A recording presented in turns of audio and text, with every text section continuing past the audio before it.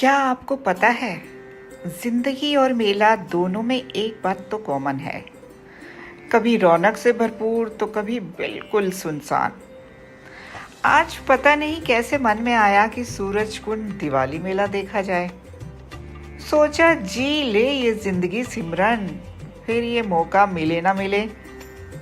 तो मन में बहुत जोश था। सोचा वहां जाकर भीड़ होगी, झूले होंगे, गोलगप्पे होंगे और शायद जलेबी की खुशबू भी हवा में तैर रही होगी। लेकिन जैसे ही अंदर पहुंची, दिल बोला, अरे यहाँ तो इतनी शांति है। ये तो मेले जैसा कुछ लग ही नहीं रहा। मैंने सोचा था कि आज सूरज कुंड दिवाली मेले में भीड़ देखकर ना कदम रखना मुश्किल होगा, पर जैसे ही पहुंची तो लगा जैसे मेले ने खुद मुझसे कहा हो, स्वागत है आपका, लेकिन इस बार भीड़ तो छुट्टी पर गई है। हर तरफ दुकानें सजी हुई थी, रंग बिरंगे स्टॉल, लेकिन सब जैसे ग्राहकों का इंतजार कर रहे हों, जैसे जीवन का अकेलापन। जहां बहुत सारी खुशियां तो मौजूद हैं, पर उन्हें बांटने वाला कोई नहीं। हाँ, इक्का दुक्का लोग थे भी, पर ज्यादातर वही कर रहे थे जो हम सब करते हैं, मोल भाव।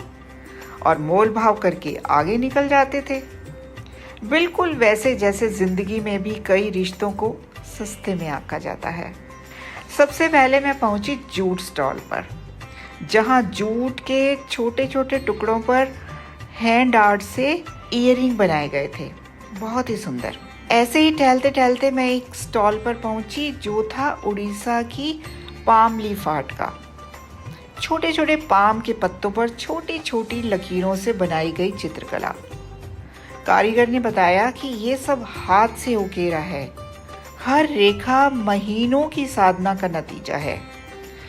सच में ये भी तो कलाकारों की तपस्या ही है।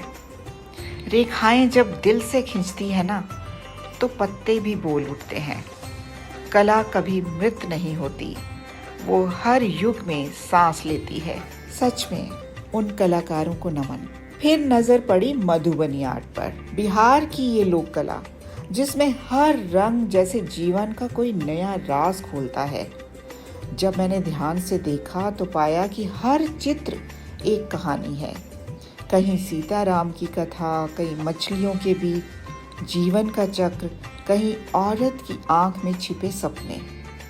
सच में मधुबनी सिर्फ चित्रकारी नहीं, ये औरतों की आवाज है, वो आवाज जिसे शायद कभी सुना ही नहीं गया, पर कैनवास पर उसने अपने सारे दुख, सारी खुशियां उकेर दी हों। और फिर आई राजस्थान की कठपुतलियां, बिल्कुल सजीव, जैसे अभी बोल उठेंगी, अरे देखो हम भी इस मेले का हिस्सा हैं। अरे ये तो जैसे जिंदा सी दिख रही हैं। रंग बिरंगे लिबास, बड़ी बड़ी आंखें, मुस्कुराता हुआ चेहरा, जैसे सदियों से ये हमारे ही किस्से कहती आई हों। ये सिर्फ खेल का सामान नहीं, ये तो राजस्थान की आत्मा है। अभी ये राजाओं की कहानियां सुनाती थी, कभी समाज पर व्यंग करती थी और कभी बच्चों को हंसा देती थी। मुझे लगा हम सब भी तो कठपुतलियां ही हैं। कोई धागा समाज खींचता है, कोई परिवार, कोई जिम्मेदारी, पर जब तक हम रंगीन नहीं हैं, हमारी डोरियों की खनक सुनाई ही नहीं पड़ती। फिर देखी हमने भुट्टे के छिलके से बनी टोकरियां। सच में कलाकार भी ना अपने हाथों के कमाल से कुछ भी बना सकते हैं। बताइए, छिलके से बनी हुई टोकरियां इतनी सुंदर लग रही थी कि मैं बता नहीं सकती। और फिर मैंने खाया बर्फ का गोला। याद है ना, बचपन में लाल पीले रंग में डूबा, हाथ में टपकता हुआ बर्फ का गोला। उसका स्वाद मुझे सीधे बचपन की गलियों में ले गया। और सबसे मजेदार पल तो तब आया जब हमने किया नृत्य ढोल की थाप पर। हाँ, वही मेले में। अरे भाई, मेले में जाकर नृत्य नहीं किया तो क्या किया, खूब मजा किया। और फिर नृत्य प्रस्तुत करने वाली स्कूल की बच्चियों से भी मुलाकात हुई। सच में अपने स्कूल के दिनों की याद ताजा हो गई, जब हम भी नृत्य किया करते थे। बहुत प्यारी बच्चियां थी। उनसे मिलकर बहुत अच्छा लगा। और हाँ, आपको यकीन नहीं होगा, मैं वहाँ मोदी जी से भी मिली। सोचा आप यकीन नहीं करेंगे, तो बता दूं, मैंने उनके साथ फोटो भी खिंचवाई और उन्होंने मना भी नहीं किया।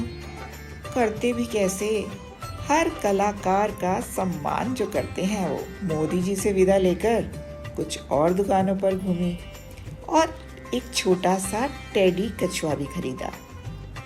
इतना प्यारा लगा, सोचा इसे घर ले जाना ही पड़ेगा। लेकिन सच कहूँ, फिर भी इस मेले में वो चहल पहल नहीं थी। वो जोश, वो भीड़, वो गहमा गहमी जो एक मेले की पहचान होती है, कहीं गुम सी लग रही थी। तभी मैंने सोचा, क्या हमारी जिंदगी भी अब ऐसी ही नहीं हो गई? रंग तो हैं, दुकानें भी सजी हैं, सपने भी बहुत हैं, लेकिन कहीं वो चहल पहल, वो जीने का जोश धीरे धीरे कम होता जा रहा है, त्योहारों में भी। तो दोस्तों, मैं आपको बस यही कहना चाहती हूँ, जाओ भाई मेला देखने। ये मौके बार बार नहीं मिला करते जिंदगी में। जिंदगी भी मेला है, चहल पहल चाहिए। बस देखने से क्या होगा जाने मन, जी भरकर जीना चाहिए।